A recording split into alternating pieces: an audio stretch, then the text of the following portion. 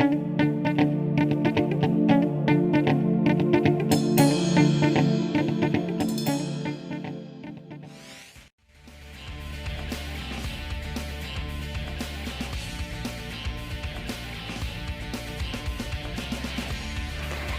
عليكم ورحمة الله وبركاته. أهلا بيكم. معاكم توت عنخ آمون الملك الذهبي.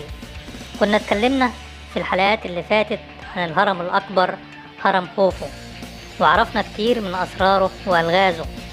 تعالوا النهاردة نكمل آخر حلقات الهرم الأكبر ونشوف سر أهرام الملكات للهرم الأكبر. ولو أول مرة تشوفنا ما تنساش تعمل اشتراك وتفعل الجرس. يلا بينا. في الشرق على بعد 56 متر من هرم خوفو يوجد 3 أهرامات صغيرة للملكات، وهي من الشمال إلى الجنوب GIA إلى GIC. ويعتبر الفرعون خوفو هو أول ملك ينشئ أهرامات ثانوية بجانب هرمه الأكبر، وفي حين أن قبله سينفرو وقد أنشأ هرما للعبادة وليس للملكات. في الهرم المائل مثلا كان هرما للعبادة، كما أن الهرم الثانوي بجانب هرم ميدوم لا تعرف وظيفته على وجه التحديد. كانت أهرامات الملكات خارج الجدار المحيط بالهرم الأكبر، ولم يكن بينها اتصال إلا بالمعبد الجنائزي ولا بالطريق المرصوف إلى معبد الواجب، وكانت تعتبر منشآت مستقلة عن الهرم الأكبر، وهي في نطاق حقل المقابر جي 7000، والتي توجد فيها أيضا 8 مصاطب وتعتبر قبور العائلة الملكية. ويبدو أن تقسيم هذا الحقل يتبع مدى قرابة الشخص المدفون فيها إلى الملك. تقع أهرامات الملكات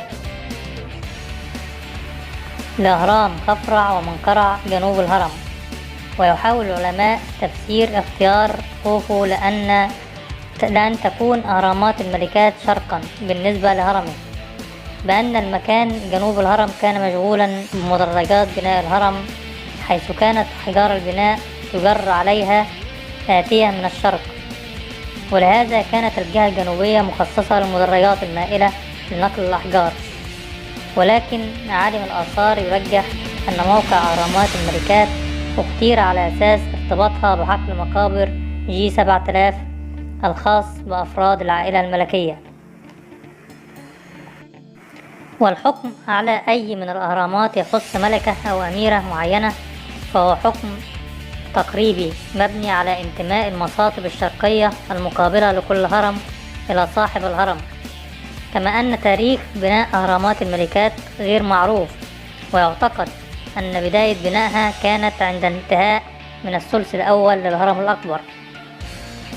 قام عالم الآثار زاهي عواس خلال التسعينات من القرن الماضي بإزالة الأنقاض عن قواعد أهرامات الملكات، وبعدها بدأ القياس الدقيق لأول مرة في تلك الأهرامات. تبلغ مقاييس تلك الأهرامات بين 44 متر و 48 متر، وزاوية ميل أسطح الأهرامات تعادل زاوية ميل أسطح الهرم خوفو، بذلك ينتج علو تلك الأهرامات بين 29 و 30 متر. الهرم GIA ينسب الهرم GIA إلى الملكة حتحورس أم الفرعون خوفو، ويقع في جهته الشرقية مصطبة ابن خوفو كا وعبد، ووجد فيها بقايا لوحة منقوش عليها اسم حتحورس.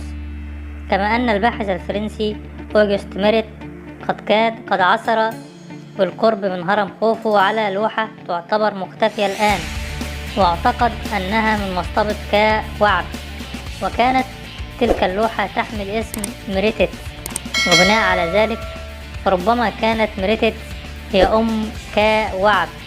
وإذا اعتبر وجود قرابة بين الشخص المدفون في هرم والمصاطب المجاورة فيعتقد أن الهرم ينتمي إلى ميريتت، ولكن ذلك مجرد تخمين طبقا لقول عالم الآثار يانوسي.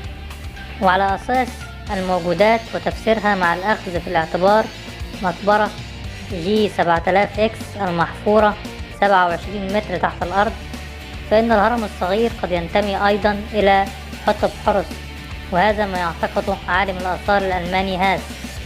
ويتكون قلب الهرم أصلا من 3 أو 4 مساطب فوق بعضها، البعض من أحجار جيرية بنية صفراء، ولم يتبقى من أحجار التغطية البيضاء سوى القليل.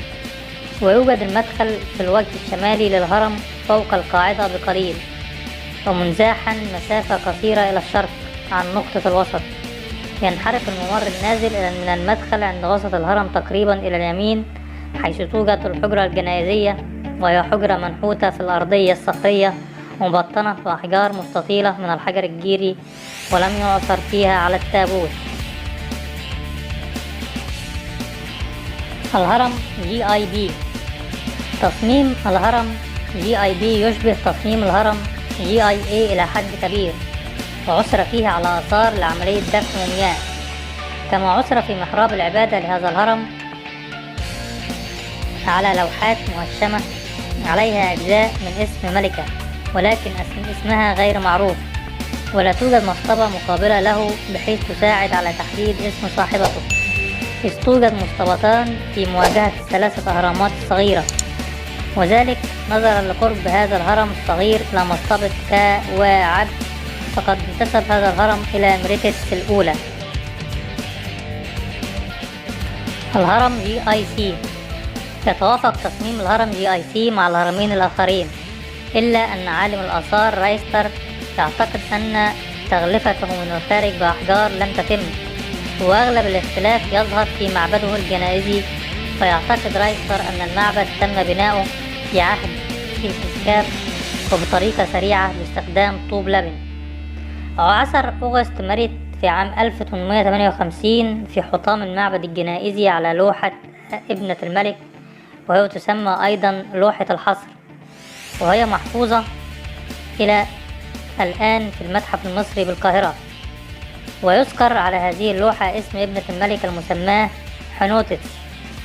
حنوتسن، ولكن اللوحة تؤول إلى عهد الأسرة 26. وعلى الرغم من أن هذا الاسم كان شائعا في القديم، إلا أنه غير معروف بالنسبة لأحد الأميرات أو الملكات من عهد خوفو. كانت الأرضية تحت الهرم غير مناسبة، ولهذا فقد أقيم بالقرب من الهرم GIB إلى حد ما، كما يبدو أنه لم يكن أصلا في تصميم محيط الهرم الأكبر، وإنما أضيف هنا في وقت لاحق.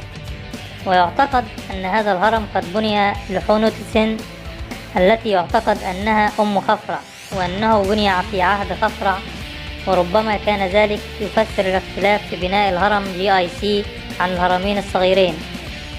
كان المعبد الجنائزي لهذا الهرم الصغير قد تهدم في عهد الدولة الوسطى، وأعيد بناؤه خلال الأسرة 18، كما وسع وغير بناؤه خلال الأسرتين 21 و26.